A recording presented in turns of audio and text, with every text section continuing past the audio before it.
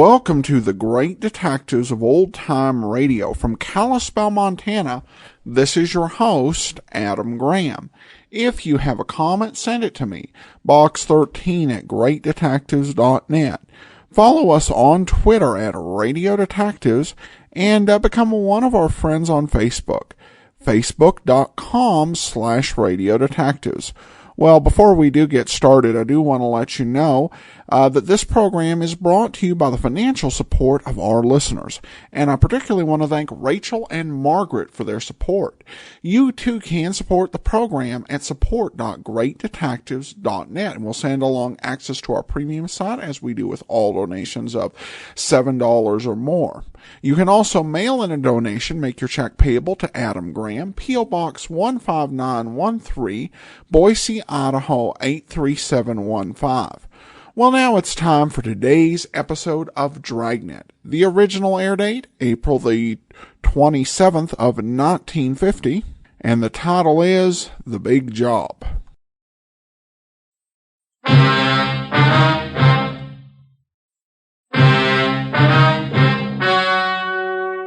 The story you are about to hear is true. Only the names have been changed to protect the innocent. Dragnet.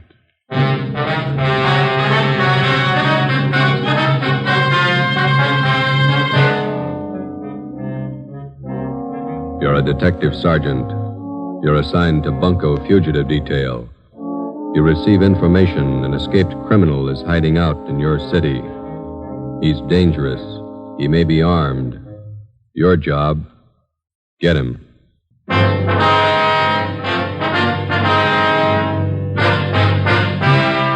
Dragnet, the documented drama of an actual crime. For the next 30 minutes, in cooperation with the Los Angeles Police Department, you will travel step by step on the side of the law through an actual case from official police files. From beginning to end, from crime to punishment, Dragnet is the story of your police force in action. It was Thursday, April 27th. It was warm in Los Angeles.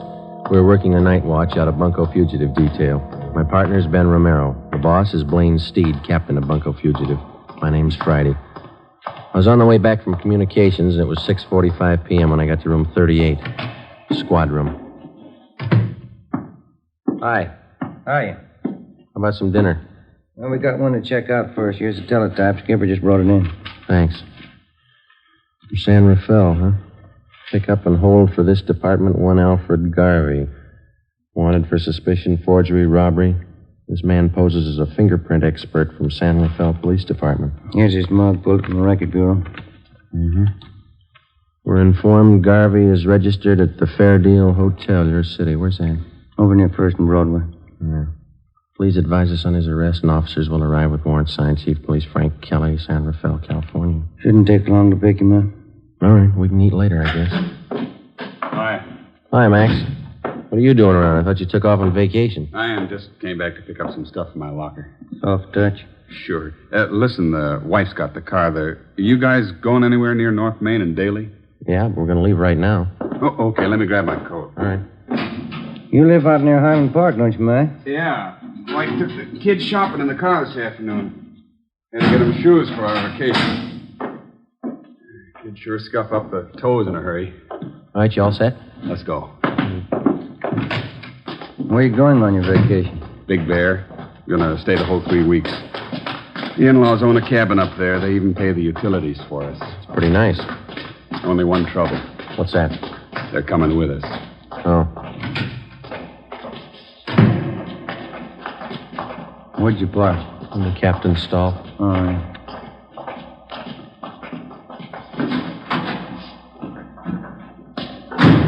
All right, in the back. Okay.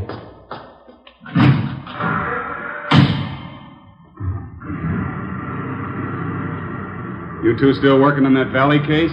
No, we washed it up Monday. What's this one? Teletype from San Rafael. I want some guy picked up. Here's a mugshot. Who's Richards going to work with while you're gone, Mac? I don't know. What's the crowd up ahead? Oh, yeah. Shriners Convention. I forgot they were having a parade tonight. You better stay over to one side. I think we can get through all right. Watch those kids there. Yeah, there we go. That's the place up ahead, isn't it? Fair deal, yeah. We got to stop by this hotel a minute, Max. You want to wait here? I'll come in.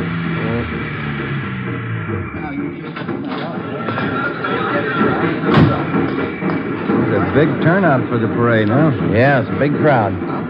Fair Deal Hotel. Look at those rates. 35 cents a day, $2 a week.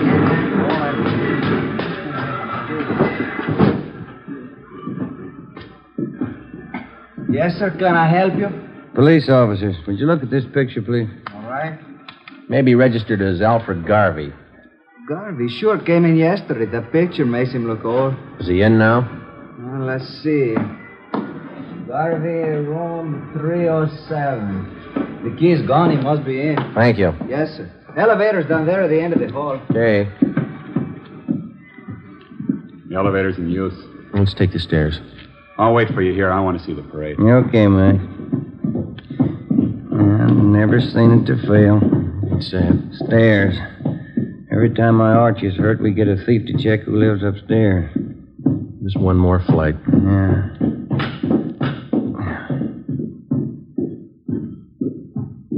305, 307. Door's open. Let's have a look. Come on. It's empty. Nothing in the closet. Yeah, pretty fast checkout. It came from downstairs. The lobby. Come on. Yep. Come on, hurry up. Yep. Hey, stop him! Stop that guy, police! The police! It's Maxwell. Max, are you all right? Went out the door, blue suit. It was Garvey. He shot your friend. Call an ambulance. He ran out the door. He shot your friend. Come on, Ben. Call that ambulance, will you? Hey, you. Did you see a man come out of this hotel? What'd you say? Did you just see a man come out of this hotel? That one? I don't know. All right, Ben, you go that way. I'll check up this way. Yeah, right. What's the matter? Watch where you're going, huh? Did you see a man running up this way just now, about my height, blue suit? Huh? No, I didn't see anybody. Did you see anybody? Hey, boy. Yeah, you want a paper, mister? No, listen, did you see a man running by here a minute ago in a blue suit? Well, maybe. I didn't notice it. You want a paper? I'm sorry. Sorry, lady. Ben, over here. Yeah. Did you spot him? No, we're gonna need help. All right, come on.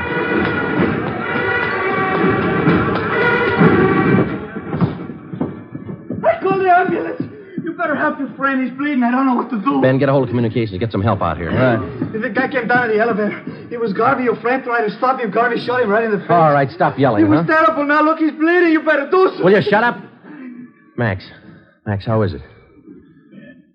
Chest hurts. Yeah, all right, easy, huh? Garvey came out of the elevator fast with a gun. All right, take it easy now.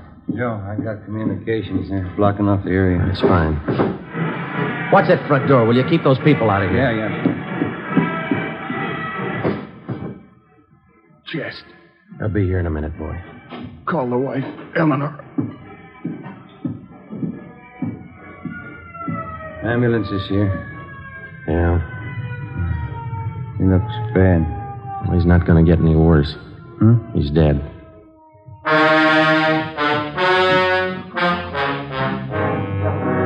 The name on the personnel report said John Warren Maxwell, Sergeant, Los Angeles Police Department, badge number 10377.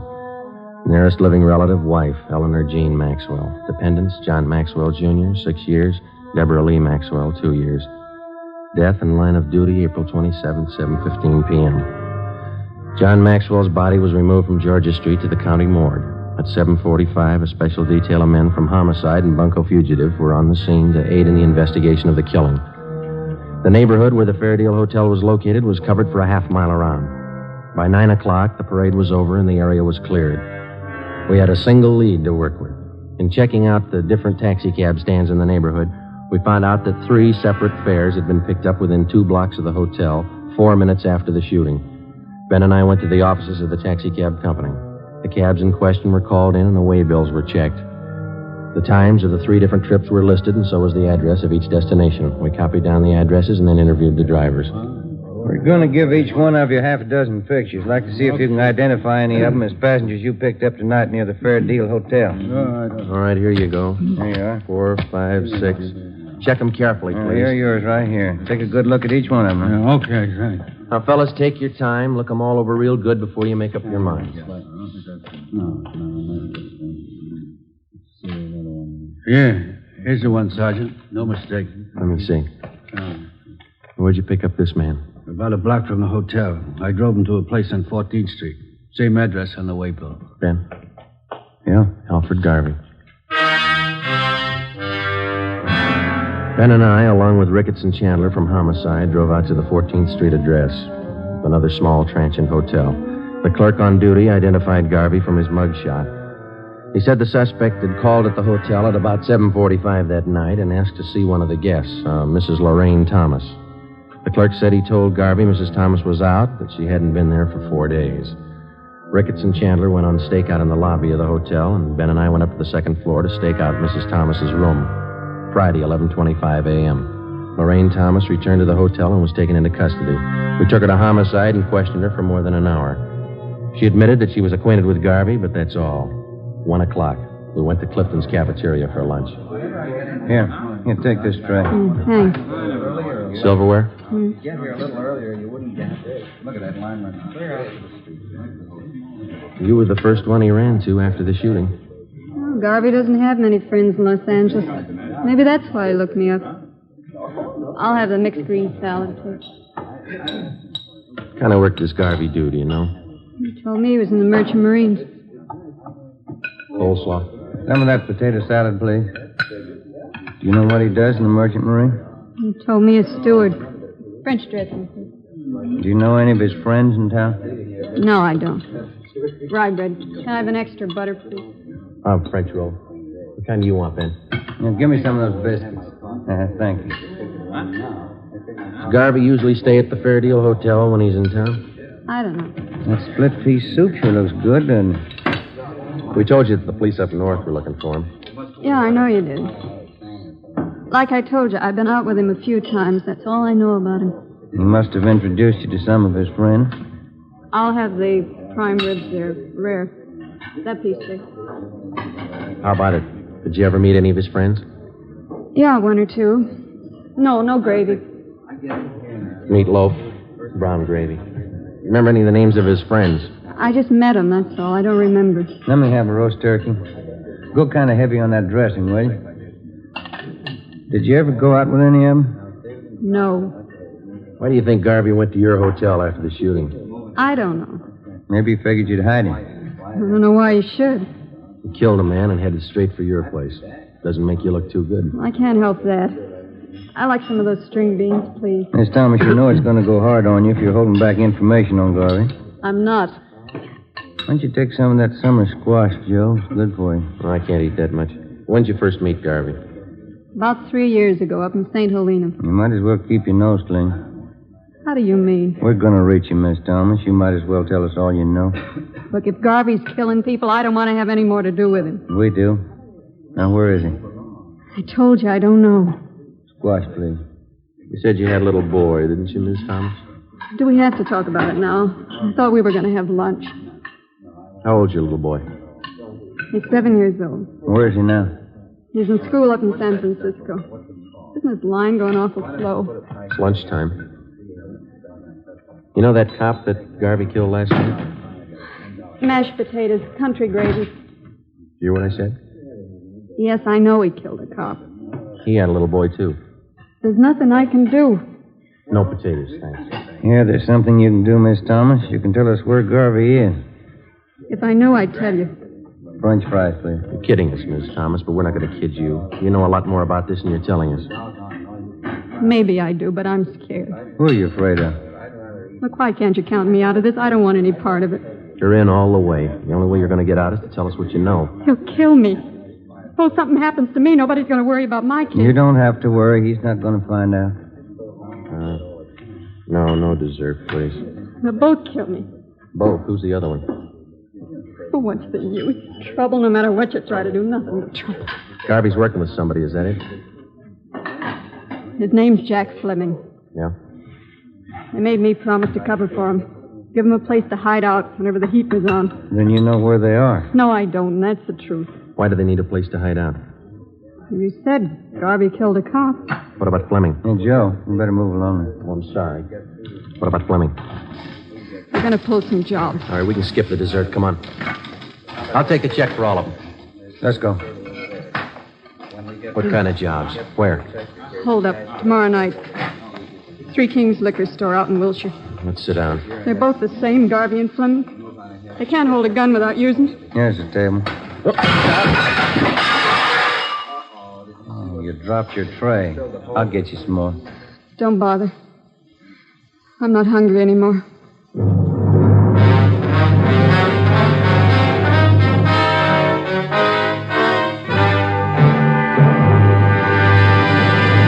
You are listening to Dragnet, the case history of a police investigation. Saturday, April 29th. Last rites were held for Sergeant John Maxwell, and he was buried at Holy Cross Cemetery. A guard of honor from the police department was present, along with most of the men Maxwell had worked with in Bunko Fugitive Detail. The chief of detectives delivered a short eulogy, and then one of the men from the department band sounded taps over the grave. We got back to the office at noon, checked in at the record bureau. The photocopy room had taken negatives of Garvey's and Fleming's coming out mugs and made duplicates that were distributed to all officers. The stakeouts continued at the Fair Deal and the 14th Street Hotel where Lorraine Thomas was staying. She was put under protective custody. Ben and I, Ricketts and Chandler, went on stakeout at the Three Kings Liquor Store on Wilshire Boulevard. It was a large, modern place, and it did a volume business, especially on Saturday night. Ricketts and Chandler covered the store from the outside. Ben and I were stationed in the supply room at the rear of the place, where we had the main counter and most of the store in full view. We set up a prearranged signal with the clerk on duty, and if and when Garvey and Fleming showed up, the clerk was to accidentally knock an empty bottle off the counter. We waited until midnight. Nothing happened. It's the first customer in half an hour. It's kind of slow. Yeah. Wait a minute. Here comes another one. No sale. It's a woman.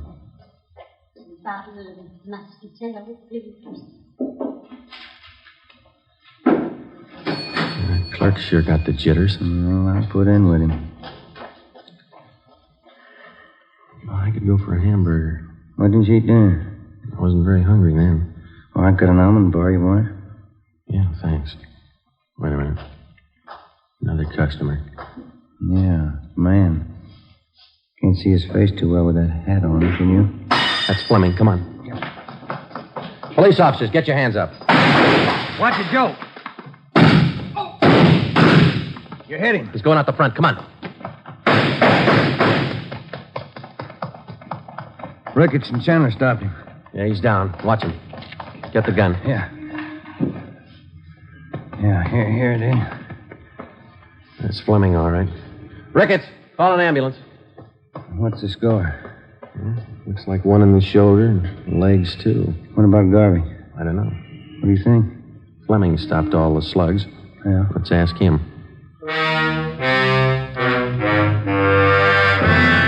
The wounded suspect was treated at Georgia Street Receiving Hospital and then booked into the prison ward at the General Hospital. At 11 a.m. the next day, we questioned him, but he refused to admit that he even knew Alfred Garvey.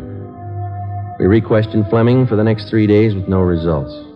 The stakeouts continued. The search went on. There was no response to our APB. Garvey was still at large. As far as we were concerned, there was only one way to get directly to Garvey, and that was through Fleming. We called on Lorraine Thomas again and asked her that if she'd try to get some information on Fleming, try to get him to talk and to tell her where Garvey was. I'm not even sure if he knows where Garvey's hiding. He must have a good idea. Even if he has, he's not going to tell me. He wouldn't trust me that far. He'll go further with you than he will with us. He won't even give us his name. I'm afraid it's up to you, Miss Thomas. Why can't you let me out of this? Hey, look, figure it this way. You knew about Fleming and Garvey. You knew they were in town. You knew what they were up to. You didn't break your back to save that dead cop's life. Garvey shot him. I didn't. You knew he was a killer. You knew he had a gun. What do you want me to do? Get close to Fleming. Visit him every day till he talks. But he doesn't trust me, I told you. Then get him to trust you, will you? Do favors for him. He wants to contact friends to raise money for a lawyer. Help him do that. Run errands. Do anything for him within reason. Suppose he finds out about the holdup. That I told you about it. He's got a long stretch ahead of him. He won't bother you. They'll kill me if they find out. They wouldn't wait a minute. They won't find out. All right. Won't be my fault. Al did the shooting. He killed the cop. Let him square it up. He'll square it with the court. There's only one trouble. Yeah? Maxwell's wife and kids. How does Al square it with them? On the morning of May 8th, suspect Jack Fleming was removed from his private room and wheeled down to the X-ray lab on the pretext of treatment. While he was absent, a dictaphone was placed in his room by a sound crew from the crime lab. Fleming was then returned.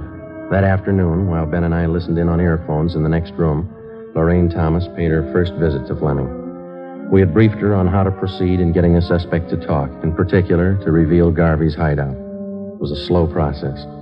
For the next 15 days, between the hours of 2 and 4 in the afternoon, Mrs. Thomas visited Fleming while Ben and I monitored their conversation in the adjoining room. For 15 days, despite all her shows of confidence, Fleming refused to confide. He was sullen and close-mouthed. Some afternoons he would hardly speak to her. On the 16th day, his mood seemed to be improving. Here. Let me fix that pillow for you, Jack. There. Is that better? Yeah. That's good. Thanks. I got in touch with Dave and Johnny like you asked me to. Huh? What'd they say? Well, they said they could get you the money for the lawyer the day after tomorrow. And Dave said he might be over to see you tonight. Yeah. That's fine.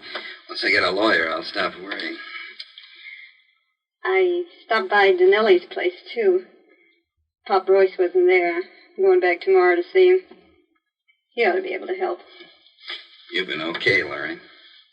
I won't forget it. Oh, that's what friends are for. Gee, I'm sure sorry you had to get it this way. Forget it. I can give it back where it came from. Say, I brought you some new magazines, a couple of candy bars. Swell. Put them over here near the bed, will you? Yeah, sure. Let me get them for you. There, Jack. See, I'll put them right here on this table. I'll bring you some more tomorrow. That's fine. You're going to try and see Pop Royce again tomorrow? Yeah, they told me he'd be in around noon for sure. If I don't see him then, I'll keep trying till I do. Yeah, that's it. Oh, listen. There's something else. Sure, Jack. Come here. I don't want to talk loud. The cops might have bugged this room. Yeah. All right. A little closer. Okay. Tonight, I want you to go to George's joint, the Blue Moon, down on South Flower. Yeah? And ask for George at the bar. He's usually around from 11 on. Uh-huh. Tell George you've seen me. He'll know it. Then tell him to take you to Al. Take me to Al? Yeah, Al Garvey. George knows the place. Yeah. Okay, Jack. And keep your mouth shut. Don't talk to anybody but George. He knows the place. All right, Jack. They'll help you out. Well, Yeah. it's a long wait. Get paid? Let's go. 10:45 p.m. A detail of 3 cars followed Lorraine Thomas to the Blue Moon Tavern on South Flower Street. We parked down the block and watched her go in. At 15 minutes past 11, she came out with a small fat man in a dark blue suit. They got in a tan-colored coupe and drove south. The cruiser cars, using 3-way radio, tailed the coupe alternately out through the Echo Park area and then back to the starting point at the Blue Moon Tavern. Lorraine Thomas went back into the bar with a man and 20 minutes later came out, caught a taxi, and took it to her hotel on 14th Street. We drove back to the office. It was 5 minutes past 1 a.m. That's it? I get it. Bunko Fugitive, Friday. Lorraine Thomas, Sergeant. He showed me the place George did. Where? We drove past it. 1032 Alamo, apartment 3. Is Garvey there now? No. George said he's supposed to be there tomorrow in the afternoon, 5 o'clock. George said I'll have to go alone. Are they watching the place? I think so. Garvey's staying with another man. They got guns. You know where Garvey is now? George wouldn't tell me. We can't afford to tip our hand. How do we know Garvey will be there at 5 o'clock tomorrow? That's just it. We don't. May 9th, 3 p.m. An immediate stakeout was placed at the suspected hideout. A detail of 20 plainclothesmen began filtering into the neighborhood in the vicinity of 1032 Alamo Street. The 3-story apartment house at that address was checked thoroughly and then covered on all sides. Apartment 3 on the first floor was checked out, too. It was registered to a Thomas King, whom the manager identified as Alfred Garvey from his mugshot. To avoid pedestrian casualties, we toured the immediate vicinity between 3 and 4:30 that afternoon, advising residents and storekeepers to clear the street and stay inside. At 4:35 p.m., the men in the detail took up their assigned positions. We waited. Hold that light, will you, Jim? Yeah. Thanks. Awful lot of trouble for that punk Garvey. Be more trouble if he doesn't show. No such luck. Tan coupe coming down the street behind us. Same one we tailed last night. A girl driving. There's 2 guys with her. Well, Garvey's one of them. They're pulling up. Ready? Oh, wait a minute. All right, let's go.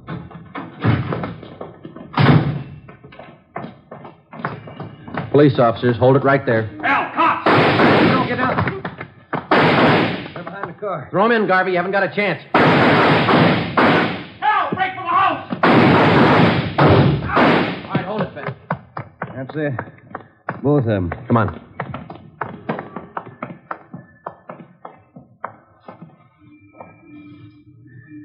Both dead. Garvey, the other guy. Rotten case. Rotten business.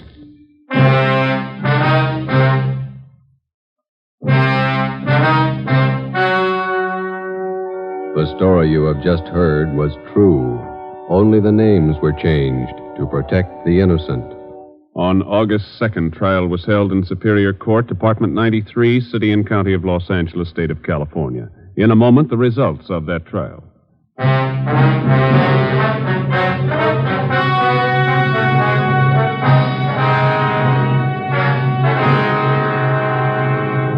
Jack Fleming, the only survivor of the hold-up gang, was found guilty of several counts of armed robbery.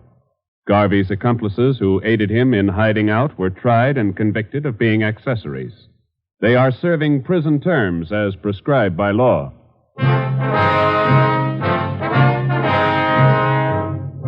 You have just heard Dragnet, a series of authentic cases from official files. Technical advice for Dragnet comes from the Office of Chief of Police W.A. Wharton, Los Angeles Police Department.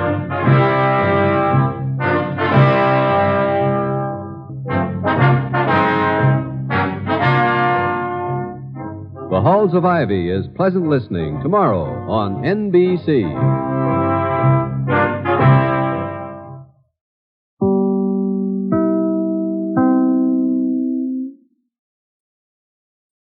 Welcome back.